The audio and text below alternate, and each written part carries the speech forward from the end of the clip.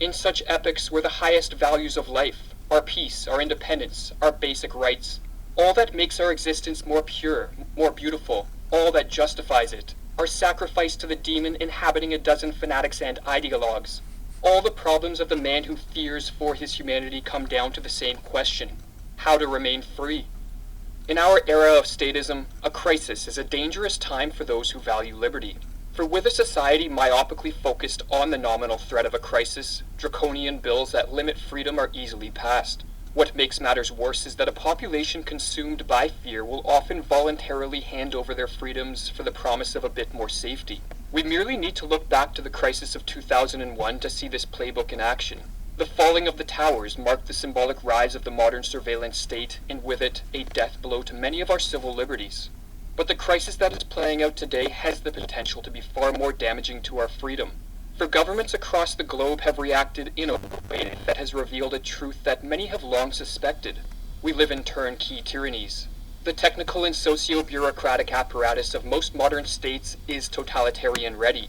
Restrictions of movement, limitations on social interaction, heavy-handed control of business, neighbors encouraged to snitch on each other, incessant paternalistic propaganda, and all of this heaped on top of an already intrusive surveillance state, and what we have is a form of totalitarianism in action. Some may say that desperate times call for desperate measures, but all totalitarian regimes use the claim of desperate times to justify their heavy-handed measures. But even if this time is truly different and the fate of mankind somehow rests on the imposition of totalitarian rule, the question then becomes when, and to what degree, will we return to times not deemed desperate by the powers that be? Perhaps this threat will subside, but what about the next threat? And what about the potential for crises that are manufactured to instill fear in us for the direct purpose of manipulating us? Are we as a society astute enough to tell the difference? Will the media alert us to this danger? For history is littered with examples of fear being weaponized and used to empower some by manipulating others. Or as Joanna Bork writes in her book, Fear, A Cultural History, fear is manipulated by numerous organizations with a stake in creating fear while promising to eradicate it. Fear circulates within a wealthy economy of powerful interest groups dependent upon assuring that we remain scared. Theologians, politicians, the media, physicians, and the psychological services depend on our fright. Despite the proliferation of discourses about fear, its eradication has never been seriously countenanced. Substitution of fear-inspiring discourses, rather than obliteration, has been the goal. But a crisis is both a time of danger and opportunity, and while the danger side of this coin should be clear to those of us who cherish liberty, what is its opportunity? This taste of totalitarianism should serve as a much-needed wake-up call. If we value freedom, then it is at times when our social freedom is dying that it is crucial that we reaffirm the one type of freedom that is always under our control, our psychological freedom. Psychological freedom is a cognitive state that entails the recognition that one's government, or any other form of oppressor, can limit our ability to take certain physical actions, but they cannot rid us of our capacity to think for ourselves, to choose for ourselves what is right and what is wrong, and to whatever degree possible to act in accordance with our self-chosen beliefs. Me, in chains? You may fetter my leg, but my will, not even Zeus himself can overpower. Or as Rudyard Kipling put it, the individual has always had to struggle to keep from being overwhelmed by the tribe. If you try it, you will be lonely often and sometimes frightened, but no price is too high to pay for the privilege of owning yourself. In a politically unfree world, asserting our psychological freedom does not require that we openly flaunt the immoral laws of the state. For while civil disobedience can be an effective tool to counter tyranny, it must be done when the time is ripe. Rather, what the assertion of psychological freedom amounts to is a commitment to cultivate what is called our moral autonomy, as a means to better ourselves as individuals and to help return freedom to an unfree world. Autonomy, explains Frank Furedi, is an attribute of a person who engages with the world as an active, reasoning, and conscious individual. The etymology of this word, autos, self, and nomos, rule of law, conveys the meaning of self-rule. Or as Furedi further explains, autonomy provides the means through which people realize their potential and character as human beings. The opportunity to act and express oneself in accordance with one's inclination, experience, and reasoning allows people to develop their sense of self and to gain understanding of where they stand in relation to their fellow human beings. It is through the ability to pursue autonomous decision-making that individuals learn to take responsibility for their actions and develop the capacity to assume a measure of responsibility for the well-being of their fellow citizens. Moral autonomy is life-promoting under any conditions, but is especially important at times of social upheaval and rapid change. If this crisis proves significant enough to fundamentally reorder the structure of our society, many of us will soon discover that the ways of life that supported us up until now have become obsolete. Change or perish is the motto of a brave new world, and unless we are willing to take responsibility for our own future, to act with autonomy, and to cultivate the traits that autonomy necessitates, such as curiosity, self-directed learning, a willingness to take risks, and an openness to new experiences, then the only alternative is to place our life in the hands of another. As state power grows, and as governments become increasingly paternalistic, many people turn to politicians and bureaucrats to take care of them. But we take this step at our own peril, for as Jung explains, the increasing dependence on the state is anything but a healthy symptom. It means that the whole nation is in a fair way to becoming a herd of sheep, constantly relying on a shepherd to drive them into good pastures. The shepherd's staff soon becomes a rod of iron, and the shepherds turn into wolves. Any man who still possesses the instinct of self-preservation knows perfectly well that only a swindler would relieve him of responsibility. Those who promise everything are sure to fulfill nothing, and everyone who promises too much is in danger of using evil means in order to carry out his promises. Strengthening our moral autonomy is not only survival promoting in a rapidly changing world, but is also necessary if we are to take part in the task that many philosophers have deemed our highest end, namely self-creation. Self-creation, or what amounts to the unfolding of inner potentials, as we strive to become a more whole version of ourselves, requires the exercise of our moral autonomy, for as Nietzsche wrote, "Nobody can build the bridge for you to walk across the river of life, no one but you yourself alone. There are, to be sure, countless paths and bridges and demigods which would carry you across this river, but only at the cost of yourself. You would pawn yourself and lose." In a free society, the task of self-creation is in many ways forced upon us, but as a society shifts ever closer to total state control, self-creation becomes much more challenging as our opportunities for both cultivating and expressing our potential diminishes. This truism is what led Alexander Solzhenitsyn to describe totalitarianism as a land of smothered opportunities. But even though self-creation proves harder in a condition of extensive state control, the size of the task must not be used as an excuse to avoid it. Rather, we should recognize the truth of Jung's words that a man grows with the greatness of his task. Becoming a man or woman who continues to self-create in the face of an increasingly regimented and conformist world is one of the greatest tasks we can commit to, and is a task that can imbue our life with the meaning and purpose we need to flourish.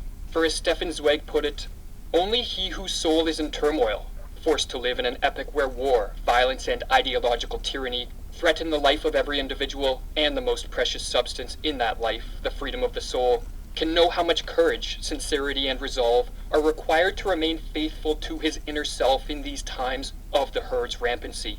Only he knows that no task on earth is more burdensome and difficult than to maintain one's intellectual and moral independence and preserve it unsullied through a mass cataclysm.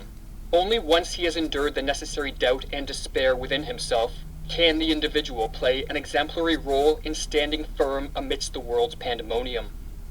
Asserting our moral autonomy and doubling down on our psychological freedom has benefits that extend beyond the merely personal, for in choosing to retain our status as a free man or woman, and in striving to behave in ways that reflect this, we become a force that pushes the world back in the direction of freedom. For contrary to what statist propaganda teaches, freedom cannot be imposed on us from above, nor is it created or destroyed at the ballot box. Freedom emerges at a societal level when enough of us recognize its value and structure our lives accordingly, or as Butler Schaeffer explains, "You and I can bring civilization back into order neither by seizing political power nor by attacking it, but by moving away from it, by diverting our focus from marbled temples and legislative halls to the conduct of our daily lives. The order of a creative civilization will emerge in much the same way that order manifests itself through the rest of nature, not from those who fashion themselves leaders of others, but from the interconnectedness of individuals pursuing their respective self-interests." Fortunately, a shift in a society towards more freedom does not require that we wait around for a majority to recognize the value of liberty. As the study of spontaneous order in chaotic systems teaches, the emergence of a new form of order only requires a tipping point to be reached, and this can be effectuated by a minority of the agents acting in any given system. In societal terms, it can be thought of as follows. In the middle you have the great mass of men and women. Such individuals do not cultivate their own worldview or critically evaluate their value systems. They merely adopt what they see as most expedient. On one side of this human herd, you have those who wish to control them, the power-hungry who thrive off the existence of the state, and who are motivated to keep people believing that state power is social progress, and that state solutions are the only solutions. On the other side of the herd, you have those who value freedom, and who understand that human flourishing is intimately tied to freedom's presence. Currently, the scale is heavily tipped toward the ideas of statism, as most people have forgotten, or perhaps never been taught, the great value of freedom. But as history shows, the tide can turn back toward freedom. But this will only occur if enough of us keep the flame of liberty burning at its darkest hours.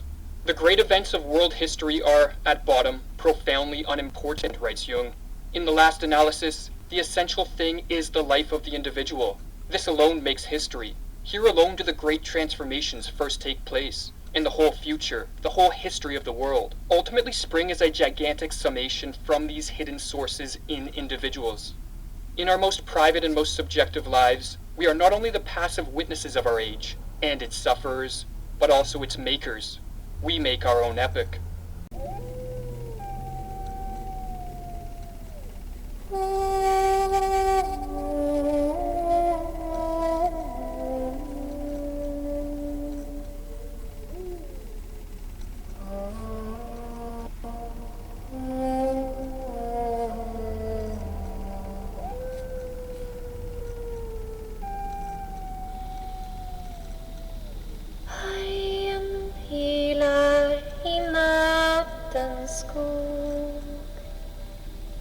Han vill men kan inte sova.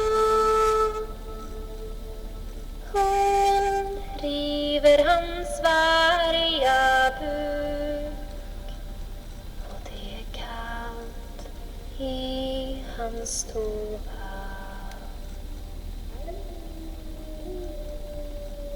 Du varg, kom inte hit. Ungen min får du aldrig. Du varg, kom inte hit. Ungen min får du aldrig.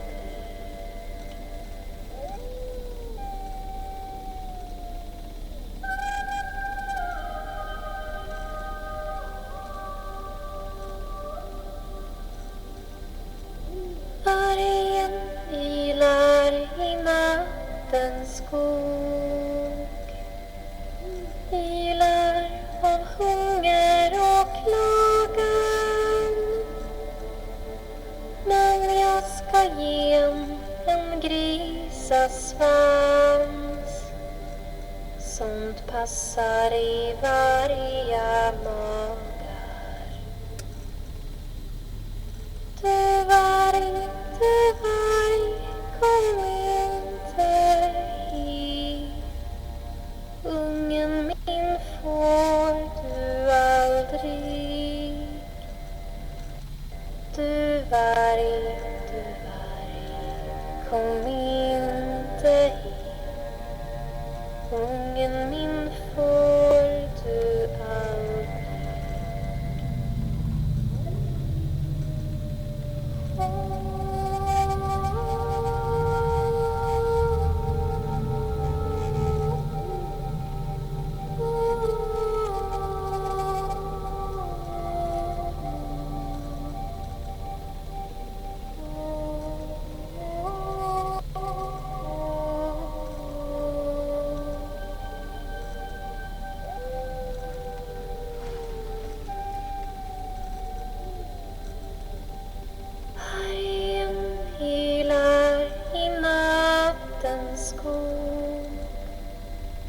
Han vill men kan inte sova.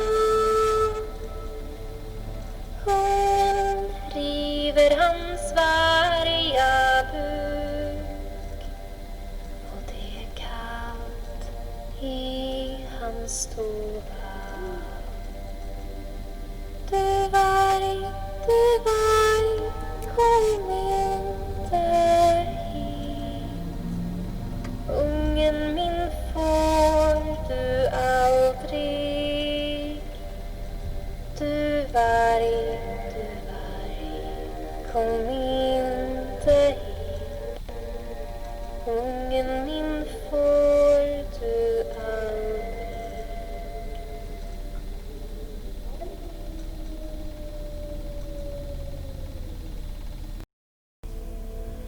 Lynx.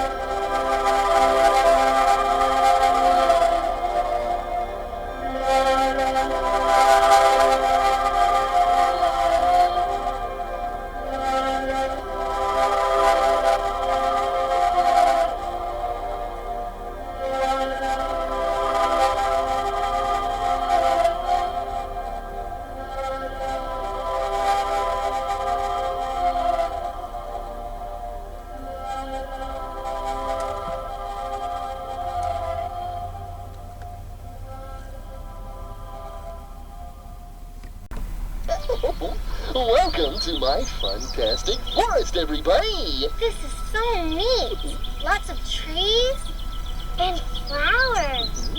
Hey guys, come look at this. Why, that's the prettiest tree I ever did see! There was a hole There was a hole in the middle of the in ground, the middle of the ground. the prettiest hole The prettiest hole that you ever did see. that you ever did see. And the green grass grows all around, and the green grass grows all around. And in this hole, And in this hole, there was a tree, there was a tree. the prettiest tree The prettiest tree that you ever did see. that you ever did see. Well, the tree in the hole and the hole in the ground, And the green grass grows all around, and the green grass grows all around. and on this tree, And on this tree, there was a branch, there was a branch. the prettiest The branch prettiest branch that you ever did see. that you ever did see. Well, the branch on the tree and the tree in the hole and the hole in the ground, And the green grass grows all around, and the green grass grows all around. and on this branch, And on this branch, there was a nest, there was a nest. the prettiest nest The prettiest nest that you ever did see. that you ever did see. Well, the nest on the branch and the branch on the tree and the tree in the hole and the hole in the ground, And the green grass grows all around, and the green grass grows all around. and in this nest, And in this nest, there was an there egg, was an egg. the prettiest egg The prettiest egg that you ever did see. that you ever did see. Well, the egg in the nest and the nest on the branch and the branch on the tree and the tree in the hole and the hole in the ground, And the green grass grows all around, and the green grass grows all around. And in this egg, And in this egg, there was a bird, there was a bird. the prettiest bird The prettiest bird that you ever did see. that you ever did see. Well, the bird in the egg and the egg in the nest and the nest on the branch and the branch on the tree and the tree in the hole and the hole in the ground, And the green grass grows